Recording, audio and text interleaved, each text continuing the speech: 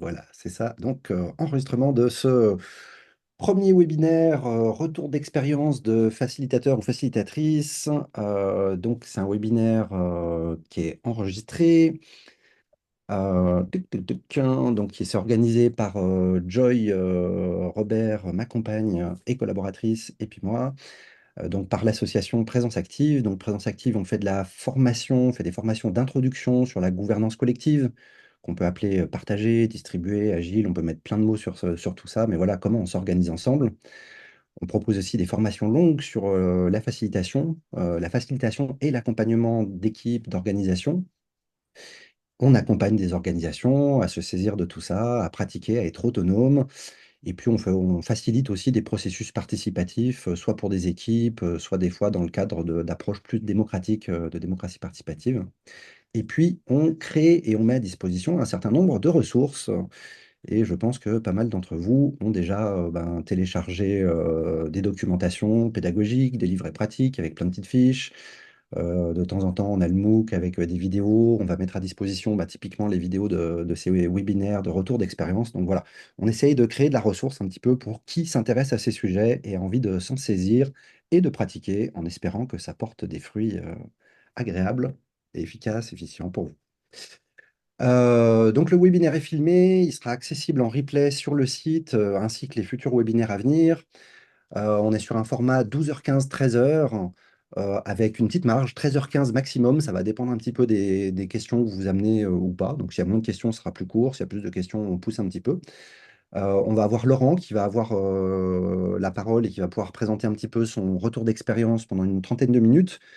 Pendant ce temps, si vous avez des questions, soit notez-les sur un bout de papier ou dans le chat, comme vous voulez.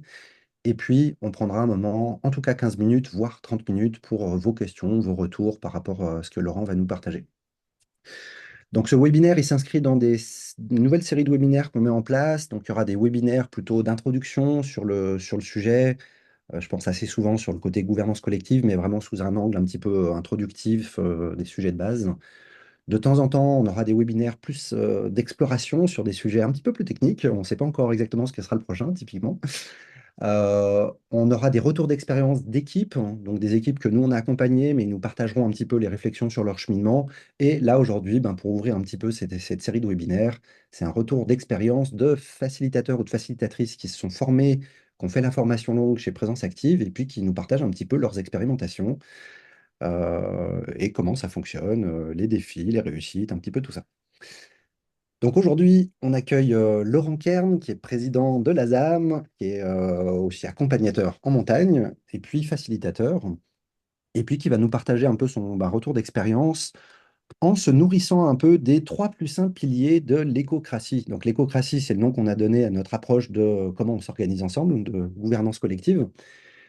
Et ces 3+1 piliers, il y a 3 piliers, c'est qu'on voudrait que quand on s'organise ensemble, qu'on fait des choses ensemble, que ça prenne soin du nous, de nous, du projet, de l'organisation, des services qu'on propose, le modèle économique, il y a toute l'organisation de ce nous, qui est une association, une entreprise, peu importe, que ça prenne soin des individus qui participent à ce nous, et puis qui questionnent des fois la posture de chacun de nous pour que ça fonctionne bien, le jeu donc, et puis aussi comment nos organisations s'inscrivent dans le tout étant plutôt le côté, la dimension de la nature au niveau de la planète et des sociétés humaines, comment on contribue à prendre soin de la nature et des sociétés humaines à travers nos organisations.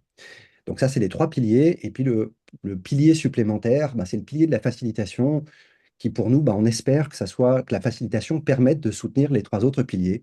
Donc soutenir le fonctionnement du collectif, les personnes et comment l'organisation s'inscrit dans les écosystèmes naturels et sociaux. Donc voilà, je ne prends pas plus de temps sur ton temps de présentation, Laurent, si ce n'est que donc, toi, tu es président de l'ASAM, et puis qu'à l'ASAM, en gros, qu'est-ce que vous amenez au monde? Donc tout à l'heure, je te pose vite fait là encore un peu la question. Donc vous faites de l'accompagnement montagne, donc vous permettez de faire découvrir la nature avec un parti pris que découvrir la nature, c'est un premier pas vers en prendre soin et la protéger. Il y a quelque chose comme ça. Donc je te passe le relais, je coupe le partage d'écran, et puis c'est à toi de compléter comme tu le veux. Merci Yvan et Joy de m'avoir invité à cette nouvelle formule de webinaire.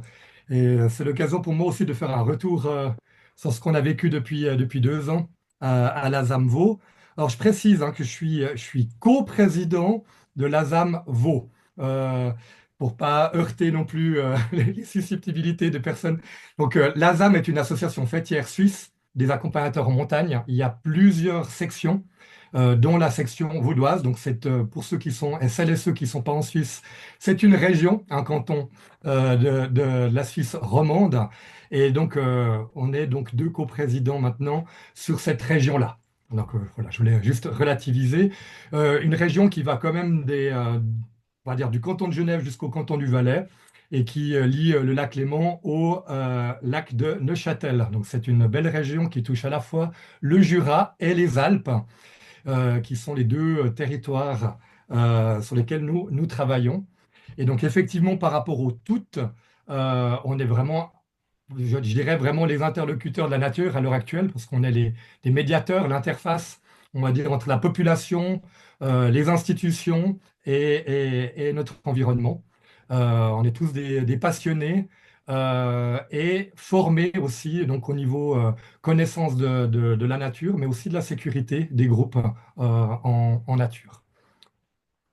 Pour donner un chiffre, en Suisse, dans l'association, on est presque 700 maintenant, accompagnateurs affiliés à l'ASAM. Et dans le canton de Vaud, on est à peu près 120, avec une parité homme-femme assez équilibrée. Voilà donc pour le cadre. Pour donner encore quelques éléments du contexte, l'association existait avant. Donc, en fait, on est dans un processus de transformation. On n'a pas créé, en fait, l'association en gouvernance collective avec toutes les parties prenantes déjà impliquées dedans. C'est une structure qui existe depuis de nombreuses années. Donc, ça amène aussi des avantages et des inconvénients. Vous verrez tout à l'heure. Mais c'est un élément important. Et puis, ce qu'il faut savoir, c'est que bah, les accompagnateurs en montagne et accompagnatrices en montagne sont des indépendants et assez quand même autonomes et individualistes. Donc, on est tous un peu on va dire des porteurs de groupe, des leaders de groupe. C'est notre responsabilité. Donc, ça a aussi une influence dans la dynamique collective, associative, ce qui est un sacré challenge à la base de pouvoir faire voilà, collaborer ou coopérer des personnes qui, à la base, se considèrent sont aussi dans une position un peu compétitive au niveau voilà, de la clientèle. Il y a également des distances culturelles assez importantes dans notre région entre les personnes qui sont en ville, Lausanne ou autre, et à la montagne, à la campagne. Et puis, c'est vrai qu'entre l'Est et l'Ouest de la région, même si sur d'autres territoires comme la France ou d'autres, ça paraît petit, culturellement, chez nous, ça a quand même une importance. Et il y a voilà, des visions, des attitudes et peut-être, dans certains cas, des esprits de clocher aussi qui apparaissent. Voilà pour le contexte. Euh, on a démarré d'une manière aussi particulière. Il n'y a pas eu de demande, en fait, de la part de mes collègues. Euh, Ça a aussi son importance. On en reviendra peut-être à la fin ou peut-être dans les questions. C'est une initiative qui est venue de ma part et que j'ai partagée à mes collègues suite au suivi de la première édition du MOOC, s'organiser ensemble, organisé par Présence Active au printemps 2023. Ça a été une révélation pour moi. Et donc, le MOOC s'est terminé vers le mois de mai et au mois de juin, on a décidé avec mes collègues de mettre en place euh, des principes de gouvernance collective. Et je suis arrivé justement avec des propositions, mais des constats qu'on s'était fait ensemble, mais il n'y a pas eu une réelle demande de l'organisation. Donc, les besoins n'étaient pas forcément identifiés, on les a définis ensemble.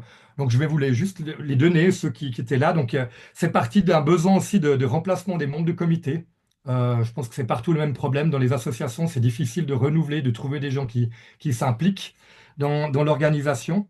Dans les modèles classiques, on a des comités assez complets. C'est-à-dire qu'il y a à peu près toutes les personnes qui travaillent dedans, enfin, qui sont impliquées dans l'association, qui sont dans le comité. C'est la partie, on va dire, active. L'idée était aussi, le besoin était d'encourager l'entrée de nouveaux membres justement dans dans la partie active, on a pas mal de membres, mais la plupart ne sont pas activés. Ils payent leurs cotisations, mais ils ne sont pas engagés, en fait, dans les projets. Un besoin qu'on avait, c'était d'améliorer évidemment la dynamique et l'efficacité de nos réunions, d'instaurer une meilleure qualité d'écoute dans les réunions, stimuler la motivation de l'équipe et puis idéalement donner du sens à l'adhésion à l'association, permettre une identification au projet de la part de nos membres. Donc sur cette base-là, euh, on s'est réunis je crois que c'était même le 1er juin 2023, je me rappelle voilà, de l'endroit, on était en nature et j'ai amené le projet, j'ai expliqué la situation, ces éléments-là. Et donc toute l'équipe, alors on était 7 à l'époque, l'équipe était voilà, très motivée à évidemment de pouvoir on va dire, augmenter la motivation, augmenter le nombre de personnes. Je crois que c'était vraiment l'enjeu, c'est de pouvoir attirer de nouvelles personnes, faciliter le renouvellement et surtout faciliter les entrées et sorties des personnes dans l'organisation. Souvent, les gens ont l'impression qu'une fois qu'ils sont au comité, ils ne peuvent plus partir parce qu'il n'y a pas de nouvelles personnes. Et certaines hésitent à rentrer en se sentant peut-être prises au piège derrière. Donc ça, c'était un peu l'élément de base. Donc, à cette première réunion, on a d'abord commencé par déjà de valider hein, les décisions, mais c'était de définir le cadre d'équipe, donc le cadre collaboratif, quels sont les comportements qu'on privilégiait. Alors là, on a profité au fait du cadre d'équipe rapide proposé par Présence Active, puisqu'il n'y avait pas encore de compétences à ce niveau-là. Il y a un cadre qui est donné, donc il a été validé et ça a permis au fait de présenter aussi une manière de prendre les décisions, qui est la décision par consentement, mais la décision par consentement simple. Donc on a amené simplement le vote pour, pas contre, contre. Ça a été une révolution. Déjà, rien que ça a été acquis et les gens ont apprécié d'avoir cette possibilité-là et aussi de pouvoir le faire, et je l'ai fait exprès avec le geste, ça permet de pouvoir se positionner sans forcément couper la parole. Donc, c'est une démarche qui a été vraiment appréciée. Sur cette base-là, j'ai amené un design structurel, donc une structure en cercle et rôle que j'ai amené moi, au fait que j'ai monté au fait sur le modèle existant. Donc, j'ai fait un transfert de ce qui se faisait en cercle et rôle pour avoir une donnée de base. Et puis on a parlé des rôles structurels, donc des rôles qui sont nécessaires à l'organisation, utiles à l'organisation des réunions. Donc un rôle pilotage, un rôle mémoire et un rôle facilitation. Voilà, la particularité, c'est de pouvoir séparer en fait ces rôles de manière à ce que ce ne soit pas comme dans une structure classique, un chef de projet ou une chef de projet qui les fait tous. Donc c'est déjà de répartir ça. Voilà, ça a été la première étape.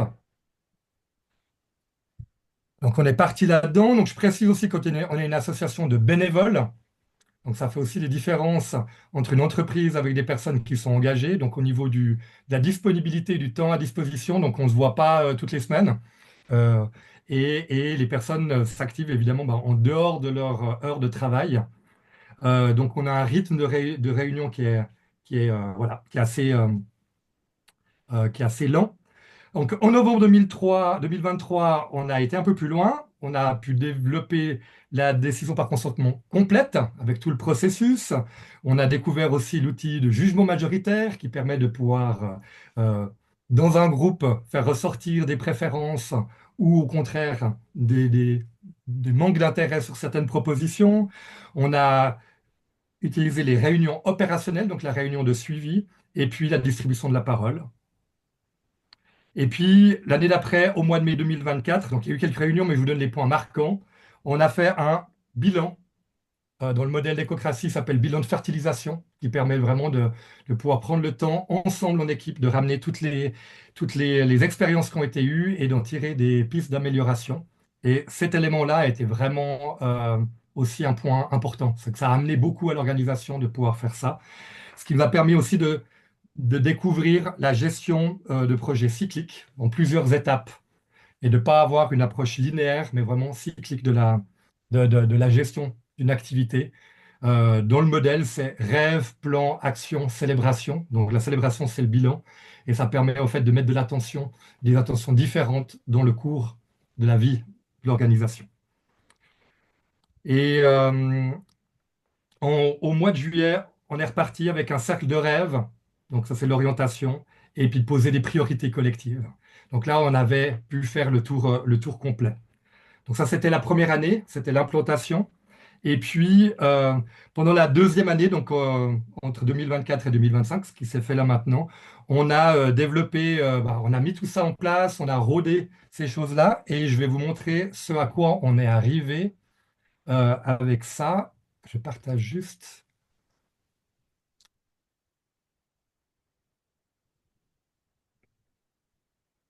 Alors, il y a un... J'ai pas accès.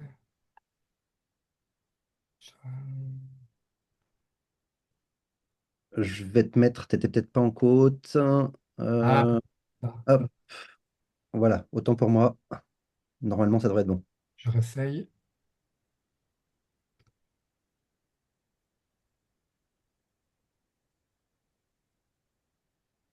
Non, j'arrive pas. Oh, c'est pas grave, je réessaye encore juste une fois, si c'est peut-être ça va mieux.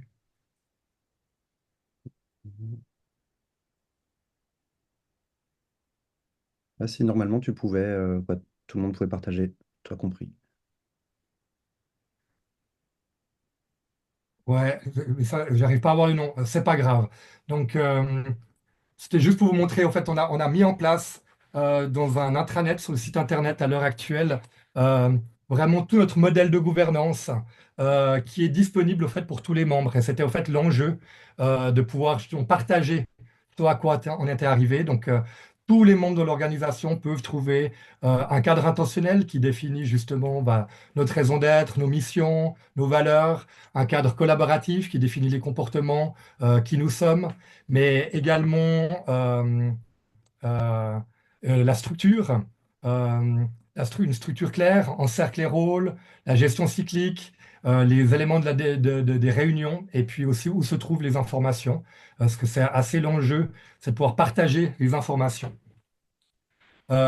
Voilà en quelques mots, je regarde juste le temps. OK.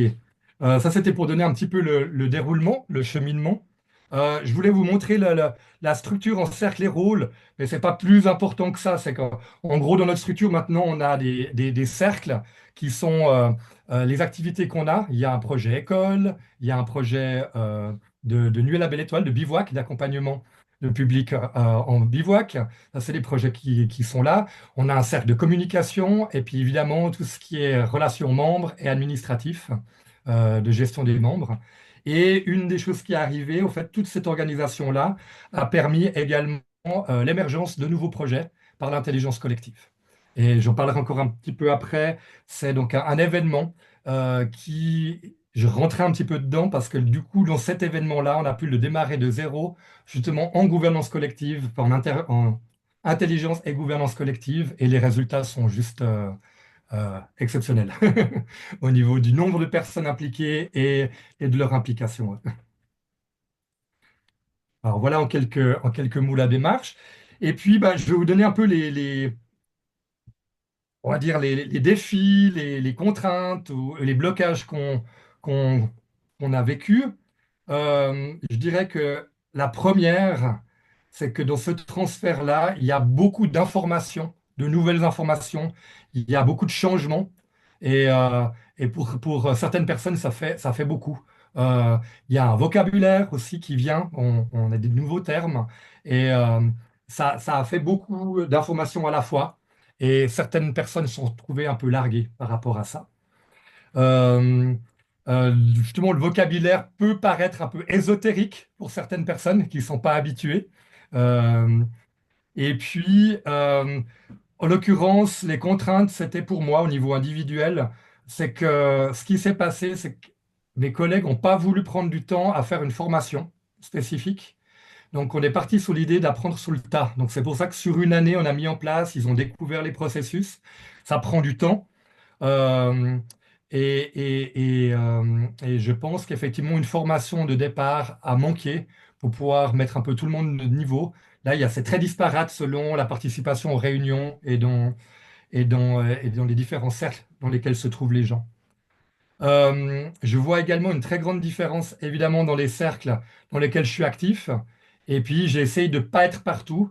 Et on sent des différences de résultats dans les cercles où il y a d'autres personnes qui sont pilotes et qui sont censées amener, au fait, cette gouvernance collective, qui donc participent au cercle général, donc les vives, mais n'ont pas avec ni de formation, ni de suivi de MOOC, donc n'ont pas de formation de facilitateur. Et on voit clairement la limite, au fait. Euh, Ça avance, mais très très lentement. Donc on voit vraiment maintenant à deux vitesses la mise en place. Moi, j'étais parti sur une mise en place homogène, partout en même temps. J'ai dû lâcher prise et, euh, et de laisser un peu les choses de se développer de manière organique, ce qui est très agréable, au fait, parce que finalement, ça avance pas à la même vitesse, mais sur des points différents, et c'est toujours des leçons pour tout le monde. Donc, finalement, même cette organisation-là amène, au fait, des compétences nouvelles qui n'auraient pas pu être faites par une seule personne par mois. Donc ça, c'est au niveau je dirais des contraintes. Il y a une personne, j'ai une collègue qui s'est vraiment impliquée dedans euh, cette première année, qui s'est approprié les processus, qui a commencé à faire, donc que j'ai coaché, donc on a été deux à faciliter, donc elle est vraiment montée en compétence sur une année. Et maintenant, sur la deuxième année, ben, on est deux et elle peut aussi s'occuper de former, enfin voilà, d'initier des autres personnes. Donc, c'est en train de faire boule de neige. Mais comme je dis, ça prend du temps, mais ça se fait naturellement. Donc là, ça fait déjà fois deux. Et, euh, et cette personne-là, maintenant, est devenue coprésidente. Donc, on a les deux à porter, on va dire, la structure. Donc, c'était aussi légitime, ça a été validé par les autres. Donc, je pense que le fait de s'être aussi impliqué, de s'être approprié les outils de facilitation, l'a mis au fait dans une position où les autres la suivent parce qu'elle amène effectivement de la sécurité et de l'efficacité dans les réunions. Donc voilà, ça s'est légitimé par l'élection en tant que coprésidente. Et l'idée, c'est aussi d'assurer au fait la pérennité. Voilà, au niveau plutôt on peut dire les freins et les blocages, où on est resté un petit peu en stand-by, c'est la mobilité. Euh, euh, Nous, ce qu'on espère aussi, c'est de pousser à ce que les gens et les membres puissent entrer, sortir, c'est une chose, mais aussi se déplacer d'un rôle et d'un cercle à l'autre pour monter en compétences et puis surtout pour avoir on va dire, aussi de la motivation. Et ça n'est pas encore en place. Et c'est dans ce but-là qu'on a créé justement cet intranet qui explique tout et qui est accessible à tout le monde pour justement donner de la clarté et permettre aux gens d'être aussi un peu plus autonomes dans leur intention de s'impliquer dans l'organisation. Et je vais finir en tout cas cette partie-là avec tous les points positifs que cela nous a amenés. Alors la première qui est vraiment, pas vraiment évidente et vraiment pour tout le monde, même les personnes qui ont été un peu réfractaires à la gouvernance collective ou à l'application, c'est la dynamique des réunions. Donc là, c'est vraiment pour tout le monde. Tout le monde a relevé ça. Et les gens maintenant ont du plaisir et viennent aux réunions avec le sourire, se réjouissent et sont effectivement nourris ouais, vraiment nourris à la fin de la réunion. Et ça ressort. Le fait de faire aussi des tours d'ouverture et des tours de fermeture nous permet d'identifier au fait ces informations-là. Le tour de fermeture, c'est un cadeau. Parce qu'on a vraiment le retour des personnes tout de suite à chaud après la réunion et c'est souvent très, très élogieux. Donc ça met un boost dans l'organisation. La diversité des réunions a été relevée aussi par mes collègues, de ne pas avoir tout le temps le même genre de réunion. Donc selon où on se trouve dans le cycle, les réunions sont différentes et ça amène aussi de l'air et de l'espace.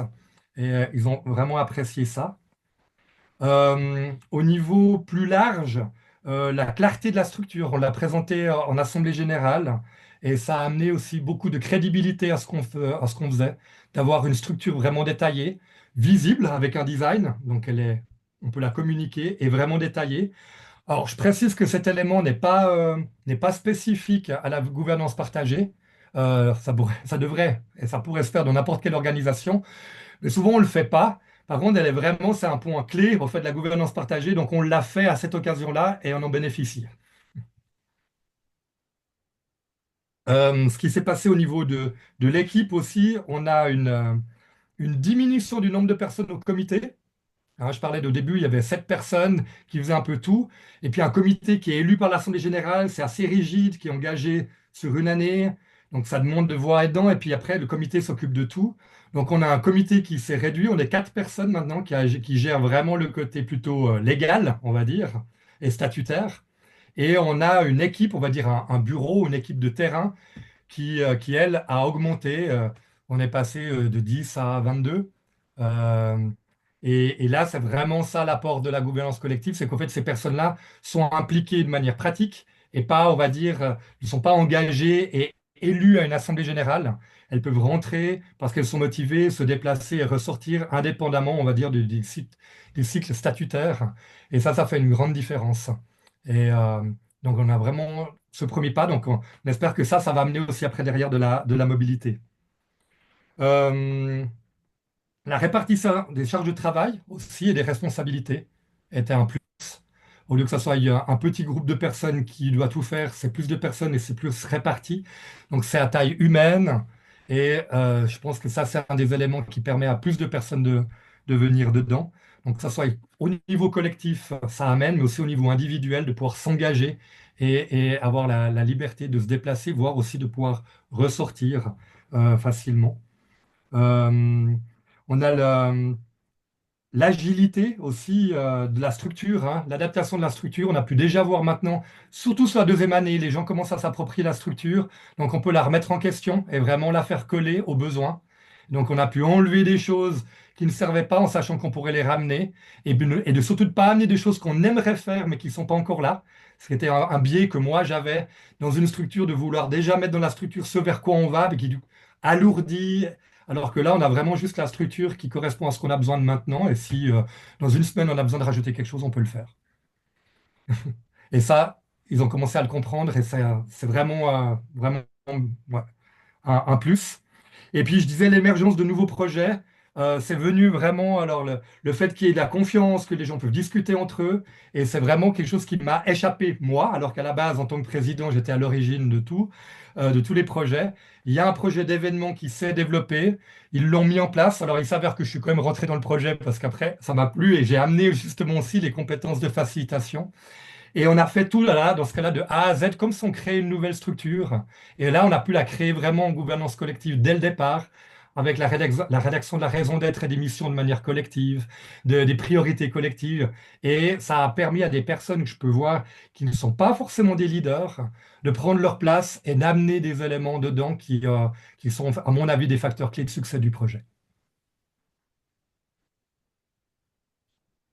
Voilà, la grande question qui nous reste, je finis avec ça, c'est au niveau structurel, c'est la place du comité et de l'Assemblée générale dans l'ensemble de la gouvernance collective. On y a beaucoup réfléchi. Pour l'instant, on est dans un modèle, on va dire, intermédiaire. C'est qu'en fait, la gouvernance collective se fait vraiment que dans la partie opérationnelle, dans les gens qui s'activent, le bureau, on pourrait dire, ou les activités de terrain. Mais la partie comité et Assemblée générale fonctionne encore pour l'instant d'une manière classique. Vu qu'on fait partie d'une structure, ça a permis au fait de plutôt d'amener, on va dire, de la confiance sur la manière dont on fonctionne. Et l'idée, ce serait pour amener ça progressivement sur les années à venir. Peut-être par là, ça va peut-être simplement se faire par la force des choses avec les personnes qui sont impliquées dedans. Voilà, j'ai fini ma présentation. Yes, merci Laurent, puis quelle maîtrise du timing, voilà, ça fait partie des petits points de vigilance, des rôles de facilitation, voilà, de comment on tient les timings en groupe. Du coup, petit temps de questionnement, donc on a 15 à 30 minutes, un petit peu pour questions ou des retours que vous voulez faire à Laurent, peut-être déjà s'il y a des questions, quelles qu'elles soient. N'hésitez pas du coup à vous signifier,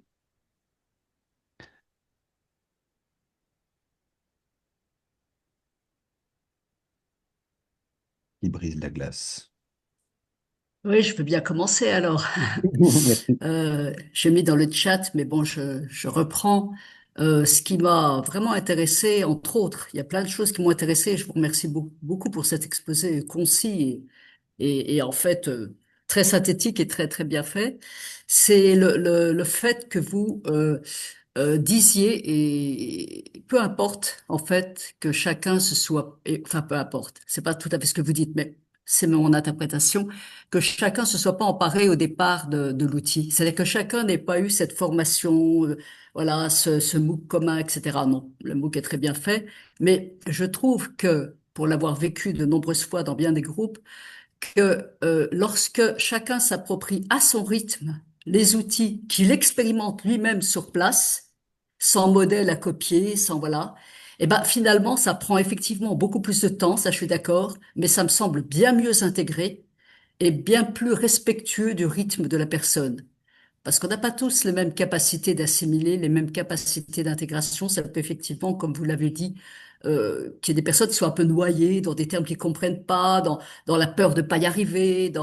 Et quand on le fait à son propre rythme, tranquillement, alors oui, ça prend plus de temps, mais est-ce que le résultat est pas meilleur finalement? Donc voilà, c'était un peu l'interrogation et que je voulais faire par rapport à votre exposé. Merci Merci. pour ce retour rassurant.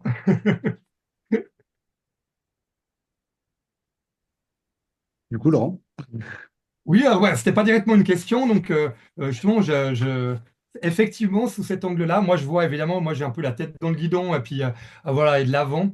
C'est vrai que pour certaines personnes, bah, ce temps-là est utile et je pense que c'est une autre manière de se l'approprier, plus par le corps et le cœur que par la tête. Et je pense que c'est des portes d'entrée qui sont importantes. Maintenant, moi, dans mon expérience, je pense que j'aurais peut-être quand même dilué et avec l'expérience-là, j'aurais peut-être commencé juste par des outils de réunion au début, parce que j'ai pu voir que c'est ce qui a marqué les gens. Donc, on aurait pu commencer avec ça sans heurter, et sur cette base-là, après amener d'autres éléments, alors que j'ai amené directement aussi de la structure.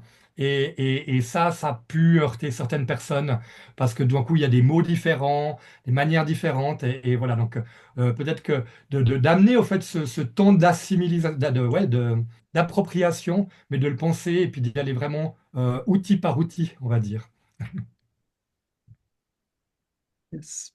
Merci. Myriam, ça répond? Myriam, ça répond? Oui, ça répond bien, je comprends bien, bien sûr. Oui, oui. Super. Merci Merci. beaucoup. Alors, je reprends. Bah, tiens, Isa, donc Isa, qui est où? Hop, il y avait une petite question dans le chat. Est-ce que tu veux bien la reposer à Laurent? Oui, alors j'arrive, j'arrive. Avec oui, vous avez parlé tout à l'heure du fait que peut-être vous auriez commencé par une formation préalablement. Et donc, qu'est-ce que vous auriez aimé faire comme formation? Alors, il y a justement le modèle de formation de base qui est présenté dans le MOOC ou comme formation courte par présence active répond exactement à ce besoin, c'est de pouvoir amener les différents outils, les faire expérimenter euh, et d'une manière un peu plus, on va dire, concise que dans la réalité. Donc, ça permet de pouvoir, sur un certain moment, de le faire et en fait, on est en train d'envisager de le faire maintenant. Euh, S'il commence à avoir des demandes, donc, c'est peut-être pas si mal que ça, finalement, de ne pas l'avoir fait au début, et puis que maintenant, il y a des demandes. Je pense que c'est vraiment important aussi d'attendre que le besoin soit clair, quoi, et de ne pas aller trop vite. Donc, ça répond aussi à la remarque de Myriam. Mhm. Et puis là, au niveau des outils, bah, je pense que bah, vraiment, c'est ce que j'ai dit au départ, c'est vraiment euh, la notion bah, de décision, la décision par consentement. Je pense que ça, c'est vraiment l'outil central de pouvoir expérimenter les réunions, on va dire opérationnelles, donc celles qui sont de suivi, de voir, parce il y a un peu une méthode de faire qui est vraiment pratique. On a d'abord de voir ce qu'on appelle des revues, de voir la situation des indicateurs, des priorités collectives, des tâches récurrentes et des projets. Et puis après, de faire un ordre du jour participatif ou dynamique, vraiment de pousser les gens à s'impliquer et à amener à être force de proposition. Je pense que c'est ça, en fait, qui pourrait amener au cette formation, c'est de se rendre compte qu'il y a de la place pour les initiatives. Il y a beaucoup d'inertie, on va dire, dans l'associatif, où les gens sont là, font un acte de présence, mais n'arrivent pas forcément avec des propositions. Et les modèles de gouvernance collective, en fait, favorisent, en fait, cette position, cette posture participative, proactive aussi. Donc la formation que vous évoquez, en fait, c'est le MOOC, c'est ça qui serait sur le site de Présence Active, c'est ça? Alors, la formation, voilà, la formation qui a donc l'accompagnement des groupes de pratique correspond un peu à la formation courte que Présence Active donne et on trouve les mêmes éléments dedans. Après, selon le cadre, ça peut être présenté dans un ordre différent, mais en gros, il y a, on va dire, les mêmes ingrédients. D'accord, moi je connais pas du tout, hein, donc voilà. Et quand Ok. vous évoquez des outils, les outils, ce sont des outils. Alors j'ai peut-être raté le début, je suis arrivée, je m'en excuse un peu en retard, mais vous avez évoqué plusieurs fois la notion de facilitation. Est-ce que vous avez une formation de facilitateur ou... D'accord, ok, d'accord, je Alors, comprends mieux. Ok, voilà, donc c'est ça. Donc, ok, Yvan m'a présenté au début. Donc, moi, j'ai fait le MOOC, mais j'ai fait la formation, en fait, le parcours, le grand parcours de facilitation de d'accord, présentation. Donc, ok. j'ai une formation, une certification en facilitation qui m'a permis, au fait, d'amener, au fait, ces outils et d'accompagner l'équipe. Et en fait, la contrainte qu'il y avait, c'est d'être le seul, au fait, dans l'équipe, d'avoir fait cette formation. Et donc, j'ai une collègue qui a pu en bénéficier, qui s'est impliquée dedans, on va dire sur le tas, qui me, qui m'accompagne maintenant. Donc, on est deux.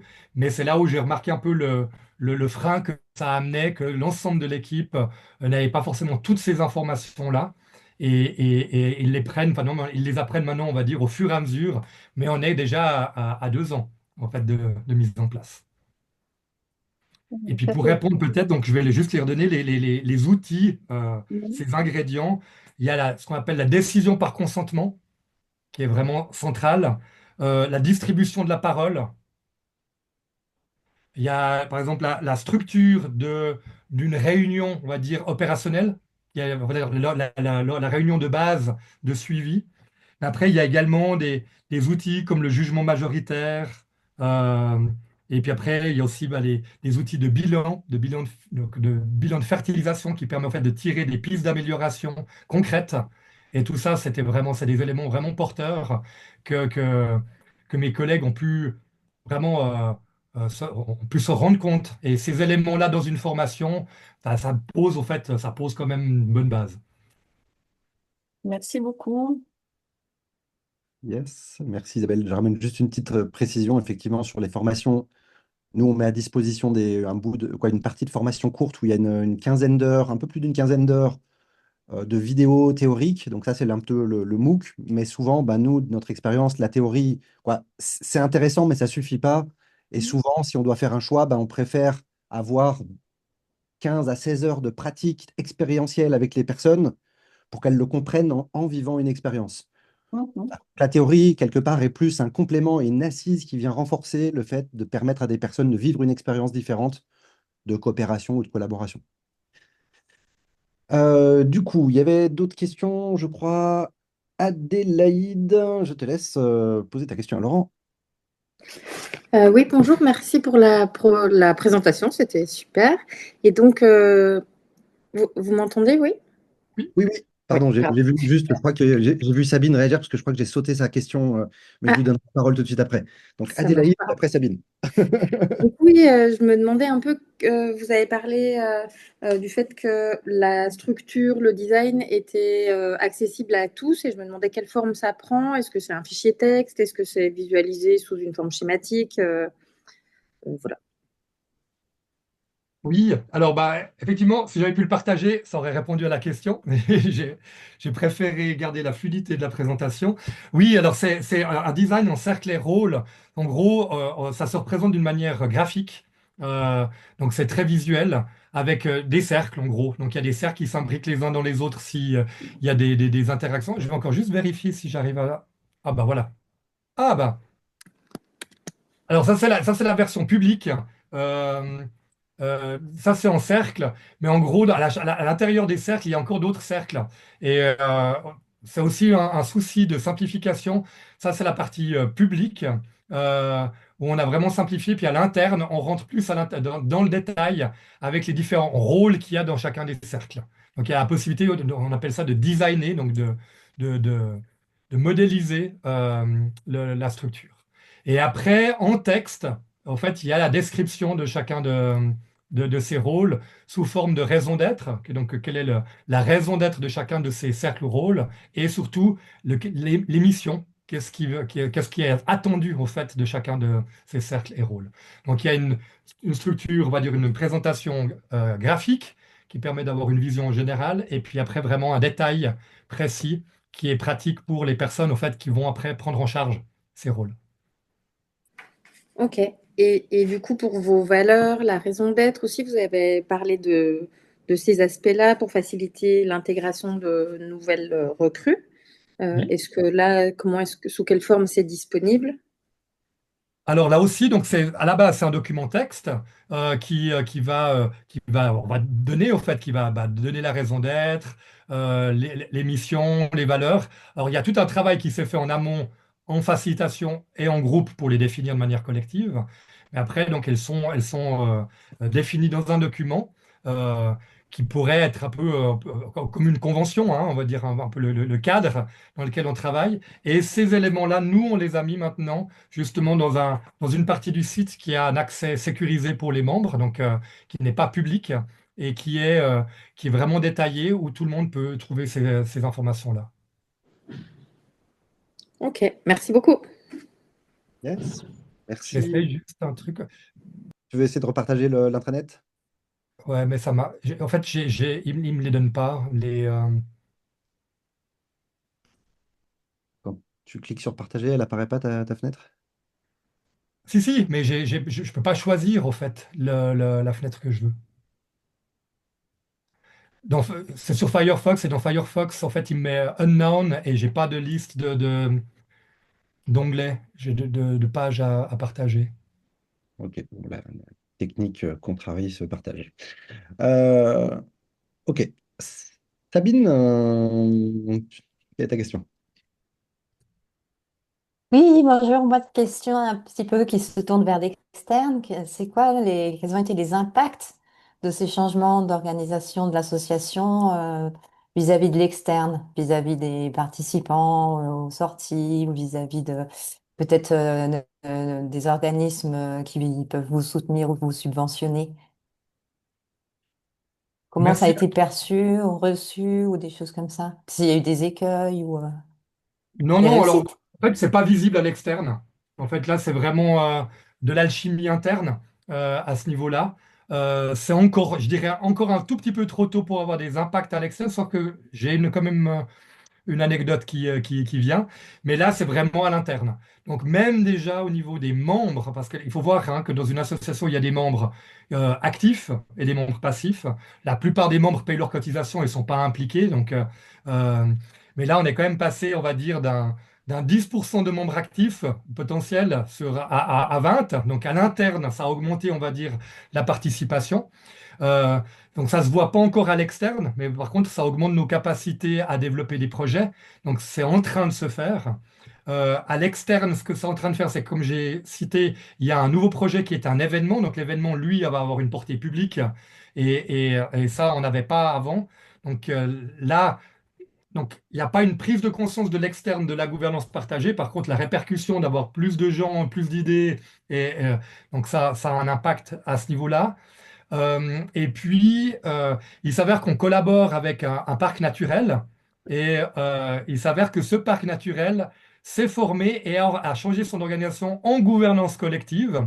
Euh, et donc, on a pu partager ça. Donc, il y a déjà il y a le côté un peu coopératif dans cette démarche-là. Donc, on s'est senti un peu sur le même bateau. Et il s'avère que les réunions de partenariat qu'on fait avec eux, donc eux, donc c'est une organisation professionnelle avec des salariés.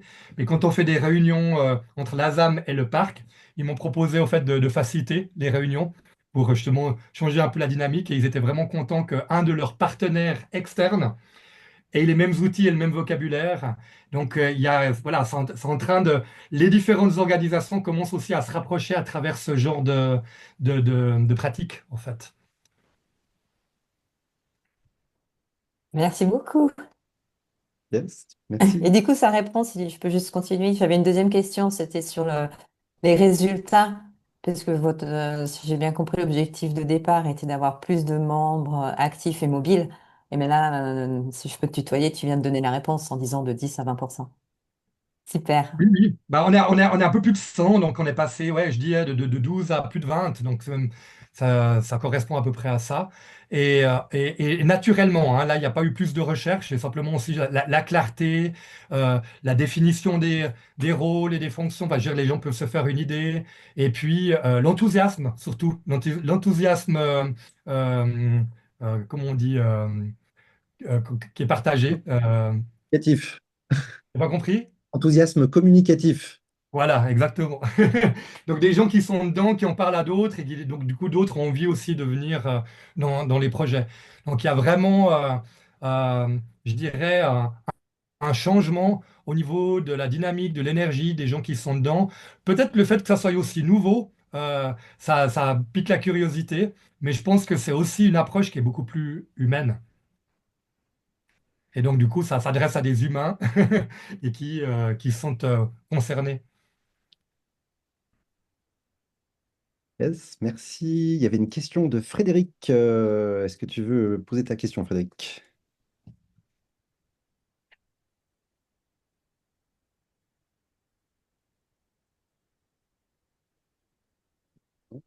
Frédéric, es-tu avec Ouais, nous? ouais, il faut que je réactive, pardon. Voilà, c'est bon. Je suis en position un peu touristique, donc je n'osais pas mettre la caméra et l'audio, mais pourquoi pas.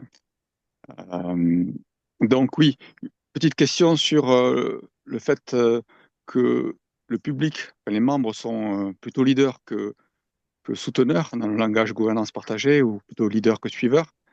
Est-ce que finalement vous en avez tenu compte? Est-ce que ça a un impact plutôt positif, plutôt difficile? Tu avais l'air de le mettre comme éventuellement un challenge. Est-ce qu'en appliquant la gouvernance partagée, finalement, ça valorise plus ces, ce- ces caractères, ces postures que sur une gouvernance classique? Voilà. Alors, ouais, merci pour la question. Ça me fait poser aussi des bonnes questions. Je pense que c'était plus un constat que je posais là voilà, dans les défis à relever. Mais effectivement, en entendant poser la question, ça m'amène la réponse. Oui, c'est beaucoup plus adapté à des individus un peu leaders parce que justement, ils peuvent avoir et exploiter cette posture. C'est-à-dire que souvent, quand c'est hiérarchique, bah, il y a un leader et les autres suivent. Et si c'est un groupe de leaders, eh ben, ils ne se retrouvent pas là-dedans. Donc là, du coup, c'est une coordination de groupes de leaders ensemble sur, sur un projet. Et donc, je pense que c'est plus adapté. Ça correspond plus à des gens un peu indépendants et qui ont l'habitude de gérer leurs activités, qui sont proactifs et qui peuvent, du coup, dans ce cadre-là, avoir de la place et que leurs propositions sont accueillies et peuvent se développer. Ce qui n'est souvent moins le cas dans une structure pyramidale où il y a en général que le sommet de la pyramide qui peut amener des nouveautés ou des projets. Merci. Yes, merci. On avait une question de Vincent aussi. Oui, bonjour. Oui, alors ma question, je la lis, c'est comment voyez-vous l'évolution de votre organisation? Bon, bien sûr, vous avez parlé en plus de cette corrélation que vous faites avec, enfin, cette relation que vous avez mis en place aussi avec le parc, et on a l'impression que ça se passe de mieux en mieux. Donc, je voulais savoir un peu votre rêve, quoi. Enfin, voilà, c'est un peu ça. Si, dans les 2 ans à venir, comment, si vous aviez une baguette magique, comment vous verriez les choses, quoi? Comment vous voudriez qu'elles évoluent, quoi? Voilà. Alors, si j'avais une baguette magique, je ferais en sorte que tout ça tourne sans moi. C'est-à-dire que ça ne soit pas basé sur une personne qui a amené ça et que ça s'autogère, au fait. Donc, c'est ça, au fait, moi, mon rêve. C'est qu'il y ait suffisamment de compétences dans l'organisation et d'expérience pour que tous ces éléments-là, au fait, soient portés par les membres du collectif et pas par un petit groupe qui est encore le cas pour l'instant. Donc là, c'était moi jusqu'à maintenant. Maintenant, on est deux. Il y en a deux ou trois, deux autres personnes qui arrivent dedans, mais sur 20, ça reste quand même encore une minorité. Et voilà, mon rêve, c'est que tout ça devienne vraiment voilà, que ça soit acquis, que ça soit dans les usages de tout le monde, et puis que ça puisse s'auto-générer. Alors, tu as donné un horizon à 2 ans, ça me paraît réaliste. Je pense, en voyant comment ça évolue, qu'en 2 ans, les personnes qui sont là vont pouvoir s'approprier en tout cas les processus, les outils, les processus de base. Et puis, il suffit qu'il y ait une ou deux personnes qui aient la vision encore un peu globale pour avoir la gestion cyclique. Mais voilà, donc pour moi, c'est vraiment que ça devienne fluide, que ça soit naturel, au fait, de fonctionner comme ça, alors que pour l'instant, c'est encore un stretch pour, euh, pour tout le monde, même pour moi, hein. On apprend, on évalue, on essaye. Alors, c'est l'avantage aussi de la formule, c'est qu'elle n'est pas rigide, mais en même temps, c'est le risque, c'est qu'on peut tout remettre en question en continu. Donc, euh, c'est de trouver un peu cet équilibre. Voilà, ce serait ça en tout cas moi mon objectif. Et puis le deuxième, c'est comme j'ai dit, c'est que là c'est parti au fait d'une section. Donc on est juste une des organisations de l'ASAM. Et ce que j'espère, c'est que ça fasse aussi école sur les autres, que, en voyant comment on fait, ça donne envie aux autres sections de le faire et surtout à l'organisation fêtière aussi de mettre ça en place. Ça, c'est mon rêve personnel que j'avais au départ. Je me suis dit, on y va par étapes. Voilà,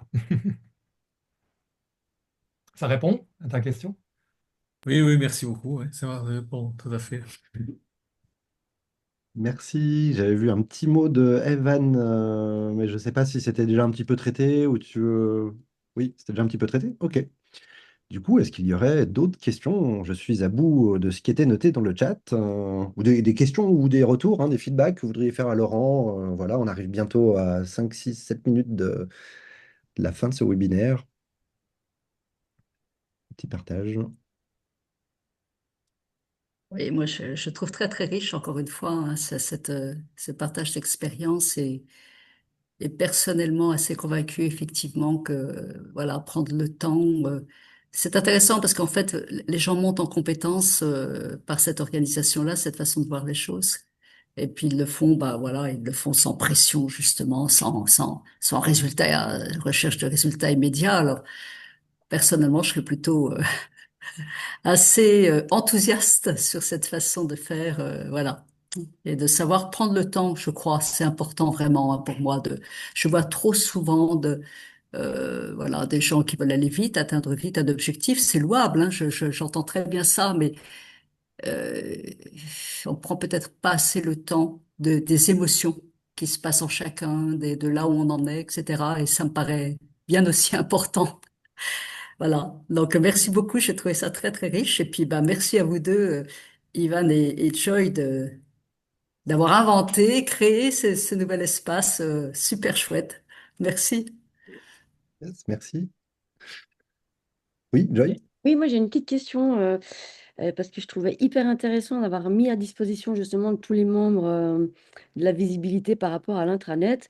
Est-ce que tu as une idée de qui y va? Est-ce que les gens y vont vraiment?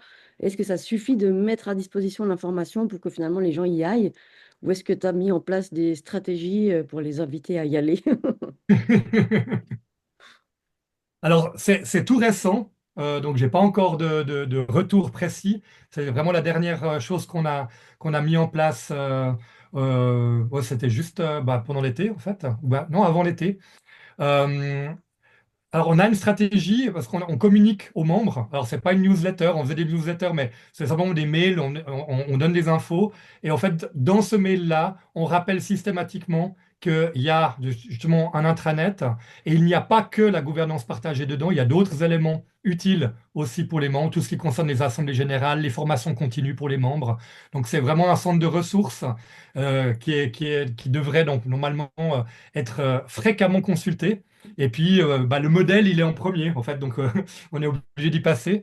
Et, euh, et il est fait sous forme de menu déroulant, donc en fait, il n'y a que les titres, ce qui donne aussi le cadre du modèle, justement, une intention commune, un cadre collaboratif, une structure claire. Donc, il y a à chaque fois le terme et au fait sa qualité aussi de ce qu'elle amène. Et puis, en déroulant, on peut aller voir dedans. Donc, voilà, c'est pas trop lourd. Donc, je pense que ça devrait permettre la curiosité. Et puis aussi, on propose maintenant aux gens de rentrer dans des rôles. Et en fait, ces rôles sont décrits un peu comme une offre d'emploi, mais comme c'est des bénévoles, c'est pas la même chose. Ces rôles sont aussi décrits au même endroit et on le propose plutôt c'est pas on a besoin ou on cherche des gens, on propose des opportunités d'apprentissage et de montée en compétences. Voilà, donc un peu les stratégies qui sont mises en place, de vraiment avoir une démarche vraiment plutôt constructive euh, que d'avoir une attitude un peu au secours, on n'y arrive pas, il nous manque du monde. Ok, ok, super. Merci. Yes, merci. Bon, voilà, on arrive un petit peu au bout du timing. Et du coup, c'est pas important pour moi qu'on finisse au moins à l'heure et pas plus tard. Ah, encore, Joy, une autre. Oui, il y a une toute dernière question de Vincent qui demande si on peut te retrouver sur les réseaux, Laurent. Pardon. Serais-tu quelque part sur les réseaux? Non, juste avec un site internet. Je suis personnellement pas sur les réseaux sociaux. Euh, mais donc, au niveau accompagnateur, donc la structure dont je vous parle, c'est Asamvo. Donc, il y a un site internet, c'est Asam, ASAM, donc Association Suisse des accompagnateurs en montagne, vaud.ch. Donc là, vous pouvez trouver l'organisation. Et puis, en tant qu'indépendant, mon organisation s'appelle Au Vert.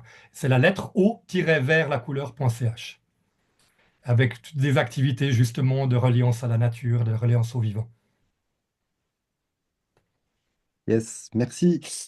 Bah voilà, premier webinaire, retour d'expérience, facilitation. Je crois merci Laurent pour nous avoir présenté un petit peu ton expérience dans laquelle tu es vraiment directement impliqué. Donc des fois on intervient en tant que facilitateur externe, mais là tu es vraiment bien dedans.